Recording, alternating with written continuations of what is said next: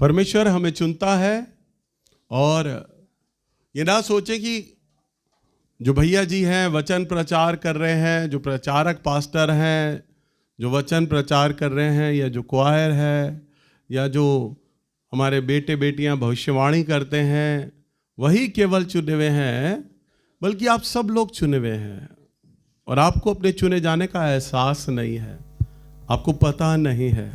सो जब आप प्रभु के वचन को सुनते हैं, चुना जाना क्या महत्व है, क्या है चुना जाना, तब आप अपने चुने जाने को ध्यान देंगे, उसकी महत्वता को आप समझ पाएंगे कि परमेश्वर ने हमें क्यों चुना है। सो अगर हम पुराने नियम में देखें, हबक्कुक नबी की पुस्तक, इसका 2 अध्याय और इसके 2 पद में अगर हम जाएं, प्रभु का वचन में देखो क्या लिखा है। यहोवा ने मुझसे कहा, दर्शन की बातें लिख ले, वरन पट्टियाओं पर साफ साफ लिख ले कि दौड़ते हुए भी वह सहजता से पढ़ी जाए। यहां पर परमेश्वर अपने दर्शन के विषय में लिखता है, बोलता है दर्शन, बोलिए दर्शन। तो प्रभु कहता है दर्शन की बातों को साफ साफ लिख, ताकि दौड़ता हुआ मनुष्य भी सहजता से पढ़ी जाए। कई बार हम कार में, बस में, किसी और गाड़ी पे जब सड़क में बड़ी तेजी से हम जा रहे होते हैं, तो कई बार हम बड़े बड़े बैनर को देखते हैं, उस पर लिखा होता है, हम उसे पढ़ते हुए जाते हैं कि यहाँ पर मोदी सरकार ने या आम आदमी पार्टी ने क्या स्लोगन लिखा है, और बड़े बड़े अक्षरों में, बहुत कम शब्दों में वो बात लिखी होती है। हम चाहे कार में हो, बस में हो, बड़ी तेजी के साथ हम उसे पढ़ लेते हैं, है ना। अगर उसी बात को सरकार बड़े कर्सिव राइटिंग में, बड़े डिजाइन डालकर अगर लिख दे, तो हमारी नजर तो उस पर पड़ेगी, पर हमें वो समझ नहीं आएगा। हम ध्यान देंगे क्या लिखा है इस पे, क्योंकि हम तो तेजी में से थे, चल नहीं रहे थे। हम रुककर अगर पढ़ते तो समझ भी आता, पर हम तेजी में से थे, हम पढ़ नहीं पाए। प्रभु अपनी बात के विषय में इतनी प्यारी बात लिखता है, एक उदाहरण देता है कि दर्शन की बातों को लिख ले, वरन पट्टियाओं पर साफ साफ लिख कि दौड़ता हुआ आदमी भी सहजता से उसे पढ़ ले। प्रभु हमारे जीवन में अपना जो चुनाव रखता है, जो अपना दर्शन रखता है, वो इतना साफ, सटीक और इतना क्लियर होना चाहिए कि हम उसे आसानी से समझ पाएं और पढ़ पाएं और जान पाएं। हम कभी भी बहकाए ना जाएं। कोई भी हमारे जीवन में कोई गलत प्रचारक, कोई गलत भविष्यवक्ता, कोई पास्टर गलत, या खुद शैतान भी अगर हमारे सामने प्रकट हो जाए और हमें बोले कि तेरे जीवन में परमेश्वर का यह योजना नहीं है, यह दर्शन नहीं है, तो हम उससे भटक ना जाएं। दर्शन का अर्थ होता है, दर्शन को अगर हम मुख्य रूप से समझे, दर्शन 2 प्रकार का रहता है। पहला वो दर्शन होता है जो दर्शन आप बनाते हैं, और दूसरा दर्शन होता है जिसे परमेश्वर आपके लिए बनाता है। उदाहरण के लिए, पहला दर्शन क्या है? हम जैसे कई दिनों से हम प्रार्थना कर रहे हैं और प्रभु से अगुवाई मांग रहे हैं कि प्रभु जी, हम इस वर्ष अपने चर्च को तोड़कर बना लें, है ना। हमारे चर्च में नाइट प्रेयर भी हो रहा है, लोग उपवास कर रहे हैं, प्रार्थना कर रहे हैं, भेंट लिया जा रहा है। हमारा दर्शन है सन 2025 में हम अपने इस चर्च को रेनोवेट कर लें, यह हमारा दर्शन है। हमने सोचा, आप लोग प्रार्थना करते हो, प्रभु जी इस साल मेरे पति की तनख्वाह 15,000 की है, वो अब की बार 20,000 की उनकी नौकरी लग जाए, अब 5,000 रुपये हमारे घर में फालतू दें। यह आपका दर्शन है। तो जो टारगेट, जो लक्ष्य आप रखते हैं, ये काम इस साल हमारा पूरा होने पाए, वो हमारा अपना दर्शन होता है। उदाहरण के लिए हम ये प्रार्थना कर सकते हैं, इस साल हमारे चर्च में 10,000 लोगों की कलीसिया हो जाए, वो हमारा दर्शन हो सकता है। हम प्रार्थना में रख रहे हैं इस बात को, 10,000 लोग प्रभु जी हमारे इस साल हो। यह हमारा अपना बनाया हुआ दर्शन है, एक टारगेट है। परंतु एक दर्शन परमेश्वर हमारे लिए रखता है। प्रभु ने कहा एक रात मुझे, मैं तुझे बहुत बड़ा चर्च दूंगा, मुझसे मांग चर्च के लिए जमीन, मैं तुझे दूंगा। तू मुझसे चर्च के लिए जमीन क्यों नहीं मांगता है? जैसा मैंने कई बार आपको गवाही में बताया है, अभी 3-4 साल पहले जब प्रभु के दास प्रॉफिट नवीन जोगी को हमने बुलाया था और माउंट ऑलिवेट में उनका सेमिनार था, उन्होंने कहा भैया आने वाले दिनों में परमेश्वर मुझे दिखा रहा है इसका 4 गुना एक बड़ा हॉल, 4 गुना 8 गुना एक बड़ा हॉल मैं देख रहा हूं। उन्होंने बोला था, उन्होंने उस बात को पक्का किया। अभी ज्योति को मैंने 4 दिन पहले बुलाया था प्रार्थना के लिए, तो ज्योति के द्वारा प्रभु ने कहा मैं एक बड़ी जमीन दूंगा आने वाले दिनों में, बाईपास से परे मैं देने पर हूं, प्रभु ने कहा। कल मेरी प्रभु के दास प्रॉफिट नवीन जोगी से बात हो रही थी, बात करते करते अचानक उन्होंने कहा भैया मैं अपनी आत्मा में महसूस कर रहा हूं कि बहुत जल्द परमेश्वर आपको एक बड़ा चर्च देने पर है। हालेलुया, ये परमेश्वर की योजना है, ये परमेश्वर का दर्शन है, वो देने पर है हमें, वो हमें देने पर है। ज्योति के द्वारा परमेश्वर, मेरे घर पे जब आई थी ज्योति, उसके द्वारा परमेश्वर ने बोला, वो कहती भैया मैं आपके हाथ में एक बहुत बड़ा जाल देख रही हूं और आने वाले दिनों में प्रभु हमें इतनी असंख्य विश्वासी देने पर हैं कि हमारी कलीसिया की गिनती नहीं हो पाएगी, कलीसिया काउंटलेस होगी, अनगिनत होगी। हालेलुया।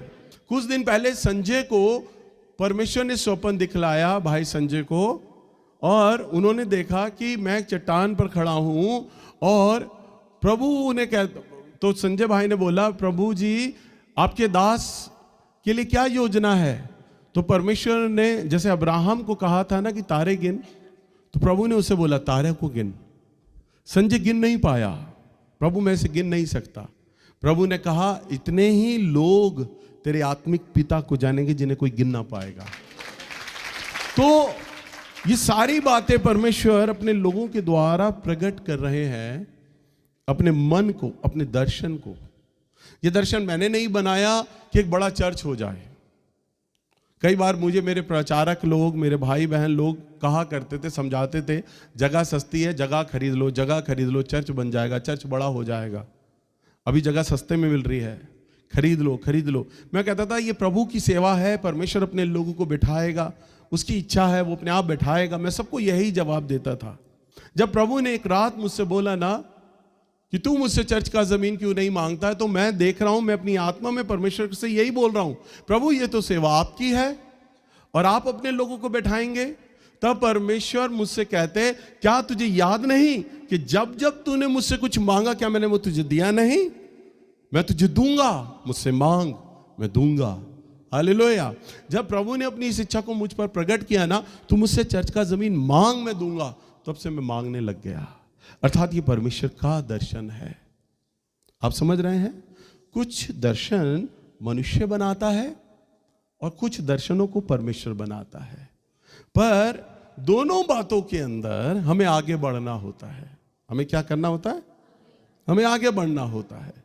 अगर हम प्रभु के वचन में देखें, यशायाह नबी की पुस्तक और इसका 43 अध्याय और इसके 18 पद को अगर हम देखें, अब बीती हुई घटनाओं को स्मरण मत करो, ना प्राचीन काल की बातों पर मन लगाओ। सुनिए ध्यान से, परमेश्वर ने आपको चुना है और आपको दर्शन दिया है। कई बार परमेश्वर ने व्यक्तिगत रूप से आपसे बात किया है, कई बार वचन के द्वारा प्रभु ने बात किया है, कई बार भविष्यवाणियों में प्रभु ने आपसे बात किया है। कई लोग परमेश्वर की इच्छा को जानकर, उस दर्शन को जानकर सिर्फ बैठे रहते हैं, बस अपने आप प्रभु हमें लेके जाएगा, अपने आप प्रभु हमें बढ़ाएगा। देखिए हमारा काम है बढ़ना अपने दर्शन में, हमारा काम है आगे चलना। हम रुके नहीं रह सकते। 2022 जैसा बीत गया, 23 जैसा बीत गया, 24 बीत गया, 25 भी आपके लिए ऐसे ही बीत जाएगा अगर आप अपने दर्शन में आगे नहीं चले, आगे नहीं बढ़े। लिखा है अब बीती हुई घटनाओं का स्मरण मत कर। प्रभु का आत्मा आज कलीसिया से कहता है, आपसे कहता है। कई लोग बीती बातों में खोए रहते हैं। हमारे परिवार में ये हुआ था, मेरे परिवार में फलाने की मौत हो गई थी, वो उसके दुख में खोए रहते हैं। मुझे इतना बड़ा लॉस हो गया था, हम बड़ी घाटे से निकले थे उन दिनों, हम उन बातों में खोए रहते हैं। हमारे जीवन में ये दुख इन दिनों चल रहा है, हम उसमें खोए रहते हैं। मेरे जीवन में ये बीमारियां हैं, मेरे परिवार में ये बीमारियां हैं, ये दुख चल रहे हैं, ये परेशानियां हैं, ये संघर्ष है, ये समस्याएं हैं, हम उन्हीं को स्मरण करते हैं। वचन में लिखा है, अब बीती हुई घटनाओं को स्मरण मत कर। अगर आप बीती हुई घटनाओं को स्मरण करेंगे तो आप कभी भी अपने दर्शन को नहीं पकड़ सकते। वो दर्शन तो आपको कहता है तुम्हें आगे चलना है। जो दर्शन आपका खुद का निर्माण किया हुआ है या वो दर्शन जो परमेश्वर ने आपको दिया है, दोनों ही कंडीशन में आपको आगे बढ़ना है, आपको पीछे नहीं मुड़ना। लेकिन ना प्राचीन काल की बातों पर मन लगाओ, जो बातें बीत चुकी, जिन बातों को महीनों बीत गए, सालों बीत गए, तुम कब तक उन्हें गाते रहोगे, कब तक उन्हें थामे रहोगे। वो कहता है इन बातों पर मन मत लगाओ, जो हो गया सो हो गया। प्रभु अपने एक व्यक्ति को बुलाते हैं, आ मेरे पीछे हो ले। वो कहता है, प्रभु पहले मैं अपने पिता को दफना रहा हूं, वो मर गया है। प्रभु यीशु मसीह क्या कहते हैं, मुर्दों को अपने मुर्दे गाड़ने दे। इसका मतलब ये नहीं कि प्रभु ये कह रहे थे कि अपने पिता के मुर्दे को मत गाड़ या मेरे पीछे चल, बाप की लाश को सड़ने दे। प्रभु का कहने का मतलब ये नहीं था। कई लोग बीती यादों में ही खोए रहते हैं, और आप अगर अपने आप को जांचें तो आप अपने बीते हुए कल में अभी तक अटके पड़े हैं। किसी न किसी बात को लेकर आप चल नहीं पा रहे। ये बिल्कुल उसी तरह से है जैसे हम आगे चलते हैं तो परमेश्वर ने हमारे जो शरीर को रचा और बनाया है ना, आगे चलने के लिए बनाया है ना। हम बड़ी आसानी से आगे चल लेते हैं, हम बड़ी आसानी से आगे भाग लेते हैं। हमारे मसल्स, हमारी हड्डी, हमारे नसें, हमारे मांस एक दूसरे को इतना अच्छा सपोर्ट करते हैं कि हम आगे बड़ी तेजी से चल भी लेते हैं, भाग भी लेते हैं, और जैसे मर्जी चल लें और जैसे मर्जी भाग लें। और परमेश्वर का देखो कितना उत्तम कार्य है कि परमेश्वर ने हमारी आंखें बिल्कुल ऊपर माथे से नीचे ही लगाई है बस। अगर प्रभु हमारी आंखों को तलवों के पास लगाता तो हम जमीन का देखते, हमें ऊंचाई नहीं दिखाई देती। प्रभु ने हमारी आंखें घुटनों पे नहीं लगाई, ना पैर पे, पेट पे लगाई। प्रभु की कारीगरी देखो, प्रभु ने हमारी आंखें बिल्कुल ऊपर लगाई है, दूर तक साफ सामने का दिखाई देता है। और हमारे जो मसल्स हैं, हमारे पैरों की नसें, वो आगे दौड़ने के लिए बनाई गई हैं, पीछे दौड़ने के लिए नहीं बनाई, पीछे चलने के लिए नहीं बनाई। अगर आप पीछे चल के देखो, सोचो मैं 5 कदम या 10 कदम चलूंगा तो आप पीछे गिर पड़ोगे, है ना। चल पाओगे आप? नहीं। आप बार बार आपको मुड़ने की जरूरत होगी, पीछे मेरे कौन है, कोई सामान तो नहीं अड़ रहा, कोई आदमी आ तो नहीं रहा, कोई साइकिल तो नहीं आ रही। आप बार बार पीछे मुड़ के देखोगे, और इस पीछे मुड़ने के चक्कर में और पीछे जाने के चक्कर में आप गिरोगे, चल नहीं पाओगे। इसका मतलब क्या है? परमेश्वर ने हमें आगे बढ़ने के लिए बनाया है, आगे चलने के लिए। उसका दर्शन, वो कहता है बेटा बीती बातों को स्मरण मत कर, आगे बढ़ना है तूने, आगे चलना है। अगर हम प्रभु के वचन में देखें, फिलिपियों की किताब, इसका 3 अध्याय और 13वां पद, 3 का 13। हे भाइयों, मेरी भावना यह नहीं कि मैं पकड़ चुका हूँ, परंतु केवल यह एक काम करता हूँ कि जो बातें पीछे रह गई है उनको भूलकर आगे की बातों की ओर बढ़ता हुआ निशाने की ओर दौड़ता चला जाता हूँ, ताकि वह इनाम पाऊँ जिसके लिए परमेश्वर ने मुझे मसीह यीशु में ऊपर बुलाया है। हाँ, देखिए पौलुस क्या कहते हैं, मेरी भावना ये नहीं कि मैं पकड़ चुका हूं। वो कहता है इतना ताकतवर, इतना सामर्थ्य नहीं हूं कि मैंने अपनी भावनाओं को पकड़ लिया है। आप अपनी भावनाओं को, अपने इमोशंस को क्या कैद कर सकते हैं? इस समय जबकि आप चर्च में बैठे हैं तो भी नाना प्रकार की भावनाएं, विचार आपके मन में लगातार आ जा रहे हैं।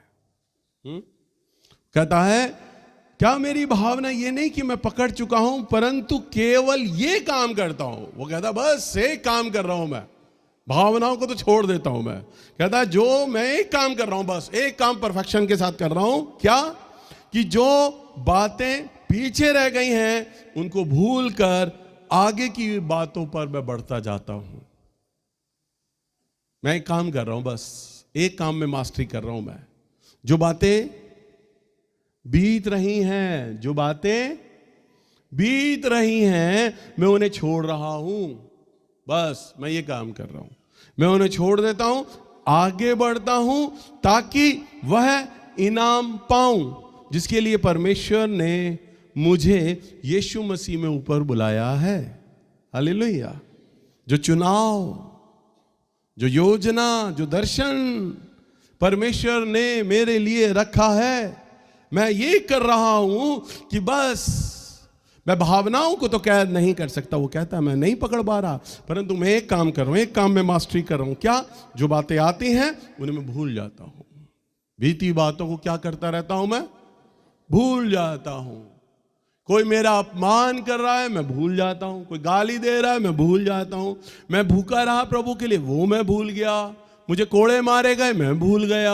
मुझे जेल में डाला गया, मैं भूल गया। मेरी किसी ने सराहना करी, मुझे किसी ने प्रसन्न किया, मैं वे भी भूल गया। मैं सारी बातें भूल जाता हूं। मैं इसी में मास्टरी कर रहा हूं। भावनाओं को तो नहीं पकड़ सकता, परंतु मैं क्या कर रहा हूं? मैं बीती बातों को भूल रहा हूं। मैं बीती बातों को, एक परमेश्वर के चुने हुए जाने के लिए, एक अभिषिक्त व्यक्ति के लिए भूलना बहुत जरूरी है। भूलना बहुत जरूरी है। अगर आप भूल पाने का वरदान नहीं है, भूल पाने का गुण नहीं है, आप प्रभु के लिए कभी भी इस्तेमाल नहीं हो पाएंगे। शैतान आपको ऐसे ही परिस्थितियों में डालता रहेगा, लोगों को लाता रहेगा, बार बार बार बार बार बार, कि आप उन बातों में ही खोए रहे। आपके जीवन में पुराने दिनों में, महीनों में शायद कुछ कड़वे अनुभव हुए होंगे, शायद कुछ कड़वी यादें रही होंगी। कई लोगों ने आपको बुरा भला कहा होगा, आपके रिश्ते बिगड़े होंगे, किन्हीं लोगों से आपको चोट लगा होगा, शायद कलीसिया में चोट लगा होगा, मुझसे चोट लगा होगा, आपके स्थानीय प्रचारक से चोट लगा होगा, आपके जो दीदी भैया हैं उनसे चोट लगा होगा, क्वायर में एक दूसरे से बच्चों को चोट लगा होगा, कलीसिया में विश्वासी लोगों से एक दूसरे को चोट लगा होगा। प्रभु कहता है इन बीती बातों को स्मरण मत कर। जब तक तुम स्मरण करोगे तुम प्रचार नहीं कर सकते। तुम जब तक स्मरण करोगे तुम्हारी आराधनाओं में अभिषेक नहीं बह पाएगा। तुम जब तक स्मरण करते रहोगे उन बातों को, तब तक मेरे वचन का प्रकाशन तुम तक नहीं पहुंच पाएगा। तुम जब तक उन बीती हुई बातों में खोए रहोगे, फलाने ने मुझे ये कहा था, मैं तो भूलूंगा नहीं, मैंने तो खा ली है जी कसम। तो प्रभु कहता है बेटा तूने अगर कसम खा ली, तू नहीं भूलेगा, तो मैंने भी कसम खा रही है, जब तक तू नहीं भूलेगा मैं तुझे इस्तेमाल नहीं कर सकता।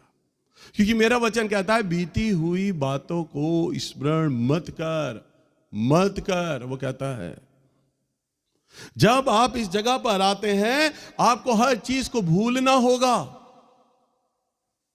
भूल जाना है आपको, किन्हीं बातों को स्मरण नहीं करना। फलाने आदमी ने आपके लिए क्या बोला था, क्या कहा था।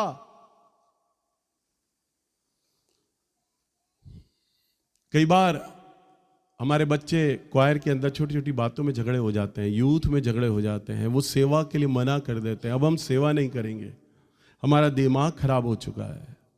हम गीत नहीं गाएंगे, हम बजाएंगे नहीं। भविष्यवाणी करने वाले बोलते हैं हमारा भी मूड खराब है, हमारा भी दिमाग खराब है, हम भी आराधना नहीं करेंगे।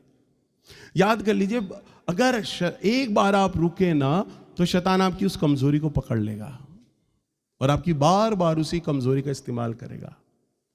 बहुत साल पहले की बात है, जब मैं चर्च के लिए आता था ना, मेरी पत्नी सोमवार से लेकर शुक्रवार तक बिल्कुल ठीक रहती थी, पर जैसे ही शनिवार आता था उसका मूड खराब होने लग जाता था। शनिवार की दोपहर पारा गर्म हो जाता था, शाम को और पारा गर्म, और शनिवार की रात तक अकारण बिना कोई टॉपिक, बिना किसी विषय के झगड़ा कर लिया करती थी, मुझसे झगड़ा हो जाता। और ज्यादातर कई बार ऐसा होता था जब मैं चर्च के लिए सुबह तैयार होकर निकल रहा होता था ना, तब उस समय मेरा झगड़ा हो जाता था बिना किसी कारण के, कोई वजह नहीं, कोई कारण नहीं। वो मूड ऑफ करके बैठ जाती थी, मैं पूछता कहाँ, वो जवाब कहाँ देती, लड़ाई कर बैठती। फिर मैं जब चर्च आता प्रभु की सेवा के लिए तो मेरा मूड ऑफ होता था, क्या वचन प्रचार करूं। प्रभु ने, मैंने बीच हफ्ते में प्रकाशन लिया, प्रार्थनाएं करी, प्रभु से सवाल प्रकाशन मांगा, प्रभु ने मुझे प्रकाशन दे दिया। अब इस्तेमाल करना है, मूड ऑफ है मेरा। मन सोचता अब मूड ठीक होगा ना, जब अगले हफ्ते तो प्रचार करूंगा, अभी किसी और को खड़ा कर देता हूं। तो फिर प्रचारकों को, भाई बहन को मैं ये तो बताता नहीं था मेरी लड़ाई हो गई है। फिर मैं ये कहता था मेरा बीपी लो है, तुम प्रचार करो। परवीन को बोलता बेटा तू प्रचार कर, मेरा ब्लड प्रेशर लो है। वो कहता मेरी बाइबल ही नहीं आई भैया। मैं मिक्की को कहता बेटा तू वचन ले ले, वो कहता मैंने प्रार्थना ही नहीं करी। सोनिया को कहता बेटा तू प्रचार ले ले, वो कहती मेरे नोट्स नहीं है तैयार। घूम फिर के मुझ पे आती थी। कई हफ्ते ऐसे कटे। एक बार प्रभु ने मुझे प्रार्थना करते हुए बताया ये युद्ध मेरा नहीं वरन तेरा है। मैं प्रार्थनाएं कर रहा, प्रभु जी मेरे घर से ये झगड़ा दूर करो, संडे को झगड़ा हो जाता है, प्रभु जी संडे को झगड़ा हो जाता है, मैं प्रचार नहीं कर पाता। प्रभु ने कहा ये युद्ध मेरा नहीं तेरा है, तेरा तेरा तेरा, तुझे लड़ना है। मैंने कहा मुझे लड़ना है। फिर मैं संडे को तैयार होके आया, फिर मेरा मूड खराब, लड़ाई फिर घर में हुई, जैसे हमेशा शनिवार और इतवार की सुबह होती थी। फिर मैं आया और अब की बार तो मैंने ठान लिया अब लड़ाई होगी ना, मैंने प्रचार करना है। मेरा मूड खराब होता था, मैं आ जाता था आराधना में। एक आराधना हुई, मेरा मूड ठीक नहीं है, मैं दोबारा कहता था आराधना करो, वो आराधना कर रही है। अभी थोड़ा थोड़ा मूड ठीक हुआ आराधना में, थोड़ा और अच्छा मूड मन होने पाए, प्रभु में खो जाऊं, तीसरी आराधना कराता था। जब मन ठीक हो जाता था फिर मैं प्रचार करता था। और ऐसे ही हर संडे आए, लड़ाई हो, मैं आऊं आराधना में बैठूं, मूड मेरा ठीक हो जाए, मैं प्रचार करूं। कुछ हफ्ते कुछ महीने चलता रहा, करते करते करते करते संडे के दिन हमारी लड़ाई बंद होना बंद हो गई।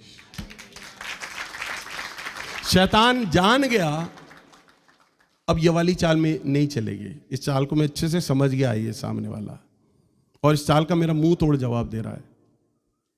आपकी बुलाहट, आपकी योजनाओं के लिए वो सबको जानता है, सबके पास, हर आदमी, हर एक व्यक्ति के लिए उसके पास नुक्ते हैं। उसे पता है मैंने सामने वाले को कहाँ फंसाना है, कहाँ इनके दर्शन को रोकना है, उसे मालूम है।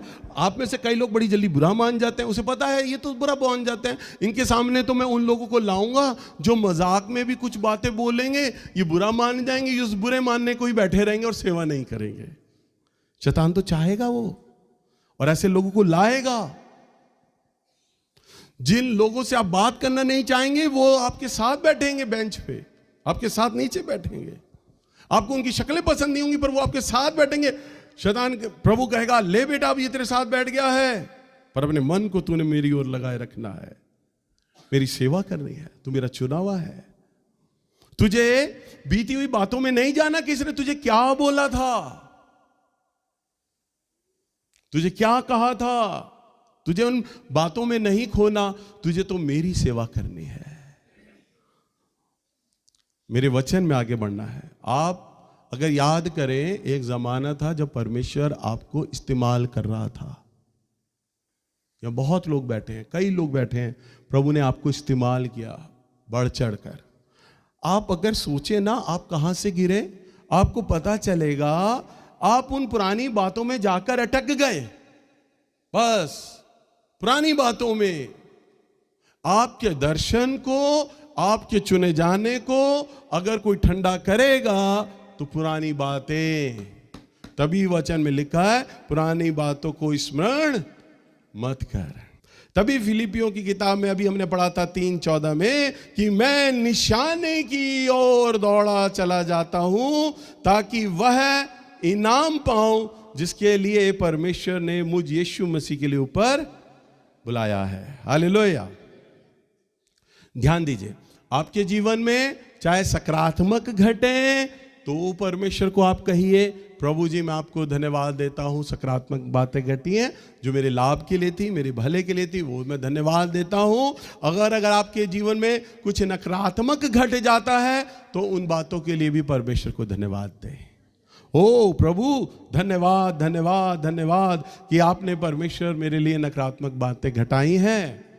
एक बात चुन लीजिए, समझ लीजिए कि प्रभु ने आपको चुना है। 2 बजे वाली सभा में अधिकांश आप पुराने लोग हैं, आप चुने हुए हैं, परमेश्वर ने आपको अपने लहू से खरीदा है। अगर हम देखें 1 कुरिन्थियों 6:20 में लिखा है क्योंकि तुम दाम लेकर मोल लिए गए हो।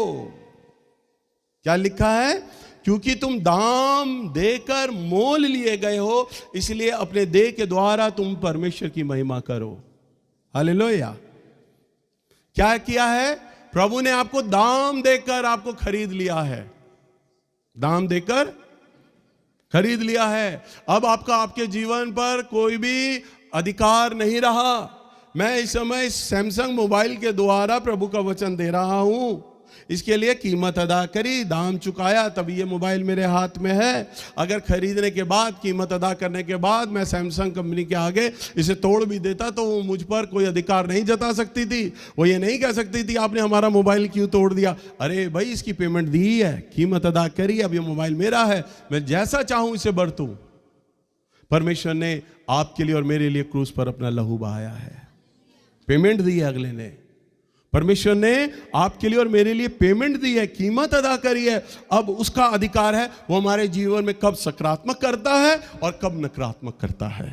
जब सकारात्मक करता है तब तो हम बढ़ चढ़कर बड़ी जल्दी आकर गवाहियां देते हैं, और अगर कुछ नकारात्मक घट जाए, कुछ नेगेटिव हो जाए तो हमारा चेहरा घुटनों तक लटक जाता है। तब हम धन्यवाद नहीं देते, तब हम प्रभु को महिमा नहीं देते, हम तब बड़ाई नहीं करते। अवश्य ही अरे प्रभु ने मुझे दाम देकर मोल लिया है, प्रभु की अवश्य ही कोई योजना है मेरे जीवन में जो उसने मेरे जीवन में कुछ नकारात्मक किया है। आमोस नबी की किताब, इसका 3रा अध्याय और इसके 7 पद में अगर हम पढ़ें, यहां बड़ी अच्छी बात लिखी, मेरा फेवरेट पद है ये। इसी प्रकार से प्रभु यहोवा अपने दास भविष्यवक्ताओं पर अपना मर्म बिना प्रकट किए कुछ भी ना करेगा। हाँ, इसी प्रकार से प्रभु यहोवा, सुनो बहुत ध्यान से, इसी प्रकार से प्रभु यहोवा अपने दास भविष्यवक्ताओं पर अपना मर्म बिना प्रकट किए कुछ भी ना करेगा। यानी प्रभु अगर हमारे जीवन में कुछ भला या नकारात्मक करेगा ना तो बता देगा पहले। हालेलुया।